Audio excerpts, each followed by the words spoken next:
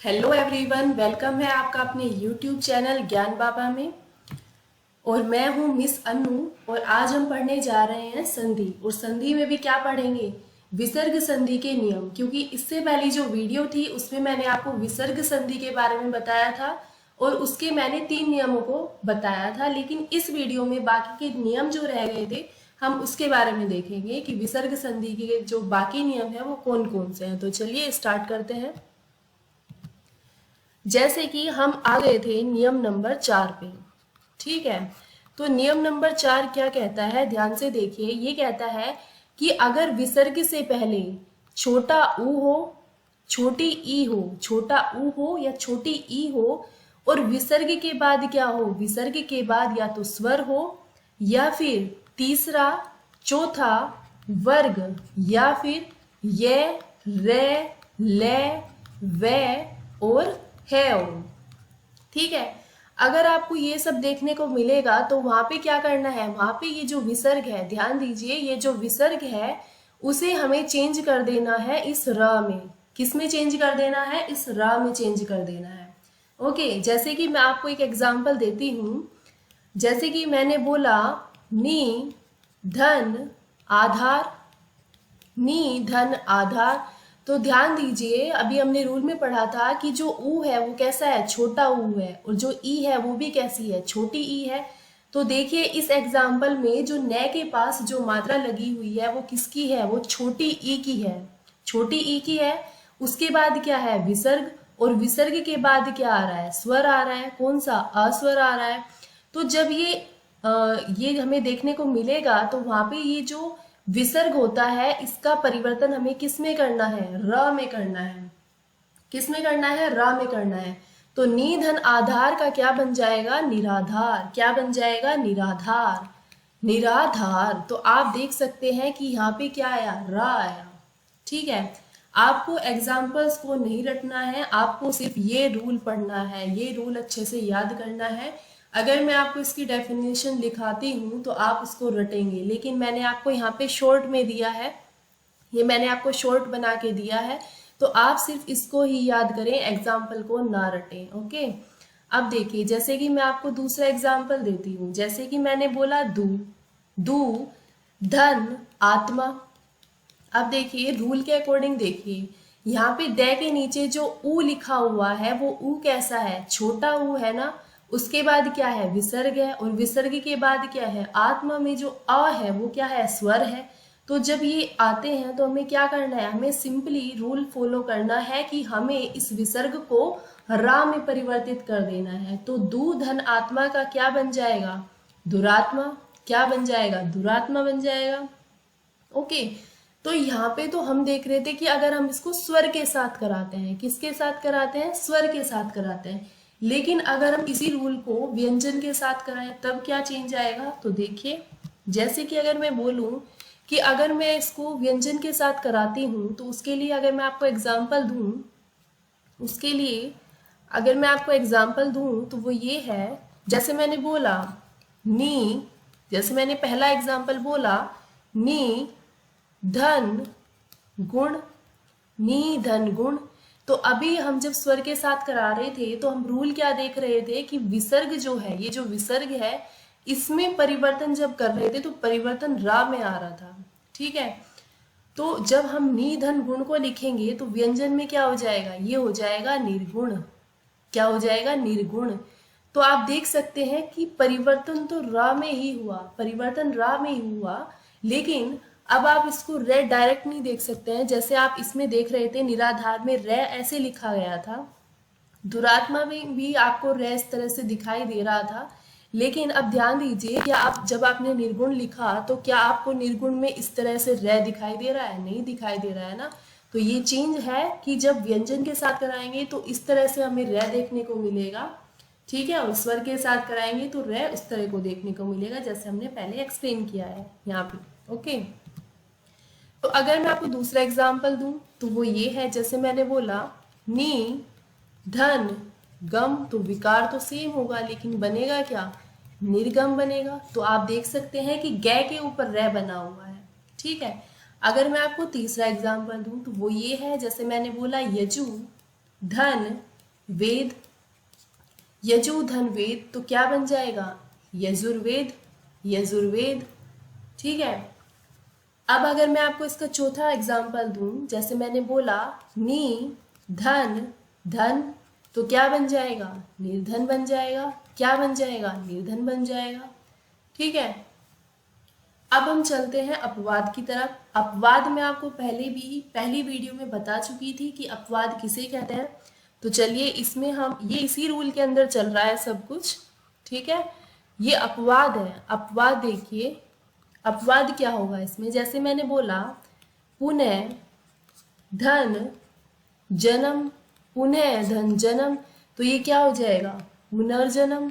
क्या हो जाएगा? पुनर्जन्म। ठीक है। तो यहाँ पर ये अपवाद क्यों बना? अब आप सोच रहे होंगे कि ये पुनः और जन्म है तो ये पुनर्जन्म बना, तो ये अपवाद क्यों है? क्यों मैं इसको अपवाद बोल रही हूँ? तो देखिए यहाँ पे जो विसर्ग है, ध्यान से देखिए, विसर्ग आप समझ रहे हैं ना, ये दो बिंदी बनी हुई है, इसको मैं विसर्ग बोल रही हूँ। ओके। तो ये जो विसर्ग है उससे पहले ए आया है। जब आप पुनः बोलेंगे, पुनः, तो आपके मुंह से आवाज किसकी निकल रही है? ए की निकल रही है ना। तो हमने रूल में क्या पढ़ा था? हमने तो रूल में ये पढ़ा था कि छोटी ई और छोटा ऊ आना चाहिए, लेकिन यहाँ पे क्या आ रहा है? यहाँ पे तो ए आ रहा है ना। तो जब यहाँ पे ए आया है, ऊ और ई नहीं आया, तो इसी कारण यहाँ पर यहाँ पर अपवाद बना है। देखिए परिवर्तन तो यहाँ पे सेम ही बनेगा, परिवर्तन रह ही बनेगा। ठीक है। लेकिन यहाँ पर ए आया है, विसर्ग से पहले ए आया है, जबकि आना क्या था? छोटा ऊ या छोटी ई, तो इसलिए ये अपवाद बना। क्लियर? अब आपको मैं इसका दूसरा एग्जाम्पल देती हूँ। जैसे मैंने बोला पुनः धन गठन, तो देखिए क्या बनेगा इसका? इसका बनेगा पुनर्गठन, पुनर्गठन। अब अगर मैं आपको इसका तीसरा एग्जाम्पल दूं तो वो ये है, जैसे मैंने बोला अंत है, अंत है धन अग्नि, अंत है धन अग्नि, तो ये क्या बन जाएगा? अंतरग्नि। क्या बन जाएगा? अंतरग्नि। ठीक है, ये बन जाएगा अंतरग्नि। ओके। तो यहाँ पे आपका ये चौथा रूल खत्म हुआ। ठीक है। अब हम देखते हैं नियम नंबर 5। अब ध्यान से देखिए नियम नंबर 5 क्या है। देखिए जब ये बोलता है रूल नंबर 5 कि जब विसर्ग से पहले या तो छोटा ई आए या फिर छोटी ई आए, ठीक है, और उसके बाद में ये तीनों शय आए, ठीक है, ये तीनों शय आते हैं। जब विसर्ग के बाद तो ये तीनों शय आते हैं और विसर्ग से पहले छोटी ई और छोटा ऊ आता है, तो आप देख सकते हैं कि ये जो परिवर्तन हमें इसमें देखने को नहीं मिलेगा। ये जो विसर्ग होता है वो यथावत होता है। यथावत का मतलब आप समझते हैं? यथावत का मतलब होता है कि इसमें कोई परिवर्तन नहीं होगा, कोई इसमें चेंज नहीं होगा। ये विसर्ग ऐसे ही लगा रहेगा, ये हटेगा नहीं। ओके। अगर अब भी आपको समझ में नहीं आया तो मैं आपको इसको एग्जाम्पल के थ्रू आपको एक्सप्लेन करूंगी। ठीक है। और देखिए एक बात और मैं आपको इसमें बताऊं कि अगर मान लो ये जो विसर्ग है, ठीक है, अगर ये यथावत नहीं बना तो फिर इसका जो परिवर्तन होगा वो इस शा में करना है। ठीक है, इस शा में करना है। ठीक है। अब आप दोनों चीज नहीं कर सकते, इसमें से आपको कोई भी एक करनी है, या तो यथावत रहेगा ये या फिर इसको शा में परिवर्तन करना है, इसका शा में परिवर्तन करना है। ठीक है। अब देखिए मैं आपको एग्जाम्पल के थ्रू आपको इसको समझाती हूँ। ठीक है। देखो जैसे कि पहले मैं आपको यथावत बताती हूँ, यथावत के एग्जाम्पल देती हूँ। जैसे भाई मैंने बोल दिया नी धन शुल्क, नी धन शुल्क, तो हमने रूल क्या पढ़ा कि हमें यथावत बनाना है, इसको यथावत रखना है विसर्ग को।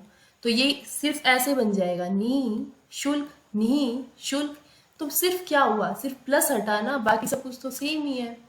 ठीक है। अब दूसरा देखिए, दूसरा क्या है? जैसे मैंने बोला नी धन संदेह, नी धन संदेह, तो हमने रूल क्या पढ़ा है कि यथावत रहेगा। अगर यथावत रहेगा तो आपको कुछ नहीं करना है, सिर्फ आपको प्लस हटाना है।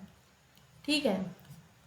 ठीक है, आपको सिर्फ प्लस हटाना है और ये जो विसर्ग है वो ऐसे ही लगा रहेगा। ठीक है। मुझे लग रहा है कि आपको सबसे इजी यही लग रहा होगा। चलिए अब देखते हैं अगर ये शा में चेंज होगा तो वो कैसे होगा, जैसे कि मैं आपको इसका एग्जाम्पल देती हूँ। जैसे मैंने बोला नी धन संदेह, नी धन संदेह, तो ये क्या हो जाएगा, विसर्ग की जगह पे आपको श लगाना है, वो भी कैसा, आधा श लगाना है। तो क्या बन जाएगा, निश, और फिर संदेह आपको ऐसे ही लिखना है। तो देखिए हमने क्या किया, हमने नी को भी ऐसे ही लिख लिया, ठीक है, हमने संदेह को भी ऐसे ही लिख लिया, और जहाँ पे ये विसर्ग था ना वहां पे हमने सिर्फ परिवर्तन किया है, वहां पे हमने आधा शय को लिखा है। ठीक है, क्लियर हुआ। अब अगर मैं आपको इसका दूसरा एग्जाम्पल दूं तो वो ये है, जैसे मैंने बोला दू धन साहस, दुहु धन साहस, तो ये क्या बन जाएगा, दुस्साहस। क्या बन जाएगा, दुस्साहस। तो आप देख सकते हैं दू भी मैंने ऐसे ही लिखा है, साहस भी ऐसे ही लिखा है। तो जहाँ पे विसर्ग है सिर्फ मैंने वहां पे परिवर्तन किया है, वो भी आधा शय का। तो आप देख सकते हैं दू धन साहस का क्या बन गया, दुस्साहस बन गया। ठीक है, क्लियर है। तो ये रूल यहीं पे खत्म होता है। अब हम रूल नंबर 6 की बात करते हैं। देखिए जो नियम 6 होता है वो क्या कहता है, ये कहता है कि अगर विसर्ग से पहले ए आए, ठीक है, अभी हम, अगर मैं आपको यहाँ पे बताऊं छोटी सी बात, तो अभी जो जितने भी हमने रूल पढ़े, हमने यही पढ़े हैं कि भाई विसर्ग से पहले या तो छोटा ही आए, छोटा हुआ आएगा या छोटी ही आएगी। अभी तक हमने ये रूल पढ़े हैं, और कितने पढ़े हैं हम, लगभग 5 रूल इसके पढ़ चुके हैं, ऊ और ई के। ठीक है, और बाकी के जो 2 नियम हैं, जैसे मैं रूल नंबर 6 बताऊंगी और रूल नंबर आपको 7 बताऊंगी, तो उसमें हम देखेंगे कि जो विसर्ग होगा ना वो ए से पहले लगेगा, सॉरी जो विसर्ग से पहले ए लगेगा। और जो बाकी के 5 रूल हमने पढ़े उसमें विसर्ग से पहले क्या लग रहा था, छोटा ऊ और छोटी ई। लेकिन अब जो 2 नियम हम पढ़ने जा रहे हैं उसमें विसर्ग से पहले ए लगेगा। ओके, तो देखिए रूल नंबर 6 क्या है, ये कह रहा है कि इसमें विसर्ग से पहले क्या लगता है, ए लगता है, और विसर्ग के बाद क्या लगता है, विसर्ग के बाद भी कोई एस वर्ड लगता है। ठीक है, विसर्ग के बाद एस वर्ड लगता है, और कोई नहीं, एस वर्ड लगता है, या बोल सकते हैं कि विसर्ग से पहले तो ए लगेगा और विसर्ग के बाद कोई स्वर लगेगा, और उसके बाद य र ल व है। ठीक है, तो जहां पर हमने रूल पढ़ा कि विसर्ग से पहले ए होता है और विसर्ग के बाद स्वर होता है, स्वर कौन सा होता है, अस्वर होता है, अस्वर होता है। ठीक है, और उसके बाद अगर ये आए, रे आए, ले आए, वे आए, है आए, इनमें से कुछ भी आए तो चेंज कहाँ करना है, इस विसर्ग में चेंज करना है, और वो भी किस में करना है, ओ में करना है। सिंपल, इस ओ में परिवर्तन करना है। अब देखिए एग्जाम्पल, जैसे मैंने आपको बोल दिया मन, मन धन रथ, मन धन रथ, तो क्या करना है आपको, मैंने बोला मन है, मन है, तो ए बोल रहा है, मेरे मुंह से आवाज किसकी निकल रही है, ए की निकल रही है, और ए के बाद क्या है, विसर्ग है, और विसर्ग के बाद क्या है, र। र, जब आप र को बोलेंगे तो आपके मुंह से ए स्वर निकलेगा, या फिर आप यहाँ पे भी देख सकते हैं या र ल में से आपको र दिखाई दे रहा है। ठीक है, तो आप सिंपल रूल लगा देंगे कि इस विसर्ग की जगह आप र लगा देंगे। तो देखिए मैंने लिखा मन, मैंने लिखा रथ, और विसर्ग की जगह पे मैंने लगा दिया ओ, क्योंकि ये जो ओ है इसका सिंबल मैं आपको पहले भी बता चुकी हूँ, इसका सिंबल ये होता है। तो मन धन रथ का बन गया मनोरथ। ओके, अब दूसरा एग्जाम्पल देखिए, जैसे मैंने बोला पुर धन हित, तो क्या बन जाएगा, पूर्व मैंने ऐसे ही लिखा, हित भी मैंने ऐसे ही लिखा, और मैंने यहाँ पर ओ लगा दिया, तो क्या बन गया, पुरोहित बन गया। अगर मैं आपको तीसरा एग्जाम्पल दूं तो वो है, जैसे मैंने बोला मन धन जय, तो क्या बन जाएगा, मैंने मैं न और जय ऐसे ही लिखा, सिर्फ विसर्ग की जगह पे चेंज किया, और वो भी किसका, ओ का। तो मन धन जय क्या बन गया, मनोज। अब एक एग्जाम्पल और देख लीजिए, जैसे मैंने बोला मन धन रम, तो क्या बन जाएगा, मनोरम। क्या बन जाएगा, मनोरम। क्लियर है। अब इसी रूल में हम अपवाद को देखते हैं। ठीक है, इसमें अपवाद क्या होगा, चलिए देखते हैं कि इसमें अपवाद क्या होगा। देखिए ये मोस्ट इम्पोर्टेंट है, ये मोस्ट इम्पोर्टेंट है अपवाद। देखिए इसमें क्या है कि विसर्ग से पहले, विसर्ग से पहले अगर ए हो और विसर्ग के बाद में यदि ए हो, विसर्ग से पहले भी ए हो और विसर्ग के बाद भी ए हो, तब ये जो विसर्ग होता है वो ओ में परिवर्तित हो जाता है। ठीक है, ये रूल तो हमने अभी अभी पढ़ा था, लेकिन इसमें चेंज क्या आया कि जिसकी वजह से ये अपवाद बन गया। यहाँ पे देखिए, ये जो बाद में जो विसर्ग के बाद में जो ए आएगा ना, वो इसमें चेंज हो जाएगा। ठीक है, अब आप सोच रहे होंगे कि इसको क्या बोलते हैं। जो ये चिन्ह होता है इसको हम बोलते हैं वर्तुल चिन्ह। ठीक है, वर्तुल चिन्ह। और ये क्या होता है, ये एक प्लुत स्वर होता है। क्या होता है? प्लुत स्वर होता है। ठीक है, अब अगर मैं आपको इसका एक एग्जाम्पल दूं तो वो ये है, जैसे मैंने बोला कै धन अपि, कै धन अपि। तो आप देखिए, जब आप का बोलेंगे का, तो आपके मुंह से किसकी आवाज निकल रही है? ए की निकल रही है ना। और उसके बाद क्या आ रहा है? विसर्ग। और उसके बाद विसर्ग के बाद क्या आ रहा है? फिर से आ रहा है। तो आप रूल फॉलो कर दीजिए कि जो ये विसर्ग है वहां पे आप ओ लगा दीजिए और इस ए की जगह पे आपको ये वर्तुल चिन्ह लगा देना है। तो क धन अपि का क्या बन जाएगा? क्या बन जाएगा? ये बन जाएगा। ठीक है, अब इसको बोलते क्या है? इसको बोलते हैं कोअपी। अगर आप इसको बोलोगे तो इसको बोला जाएगा कोअपी, कोअपी। ओके, तो क्लियर है ये अपवाद। अब हम चलते हैं नियम नंबर 7 की तरफ। नियम नंबर 7 क्या कहता है? नियम नंबर 7 ये कहता है कि इसमें विसर्ग से पहले क्या होगा? विसर्ग से पहले तो ए होगा और विसर्ग के बाद क, ख, प, फ। अगर विसर्ग से पहले ए आता हो और विसर्ग के बाद क, ख, प, फ आते हो, तब यहाँ पे हमें देखने को मिलेगा कि ये जो विसर्ग होता है वो यथावत रहेगा। मतलब कि यहाँ पर कोई परिवर्तन नहीं होगा, ये विसर्ग ऐसा ही रहेगा। तो जैसे मैंने इसका एग्जाम्पल दिया, प्रातः धन, प्रातः धन काल, तो क्या बन जाएगा? प्रातः काल। तो आपको क्या करना है? सिर्फ आपको प्लस हटाना है और बाकी सब कुछ सेम लिखना है। जैसे मैंने बोला अंत है धन करण, तो क्या हो जाएगा? अंतःकरण, अंतःकरण। अगर मैंने तीसरा बोला मन धन कामना, मन धन कामना, तो सिंपल बन जाएगा मन कामना, मन कामना। अगर मैं आपको इसका फोर्थ एग्जांपल दूं तो वो ये है, जैसे मैंने बोला पेय धन पान, तो क्या बन जाएगा? क्या बन जाएगा? पेय पान, पेय पान।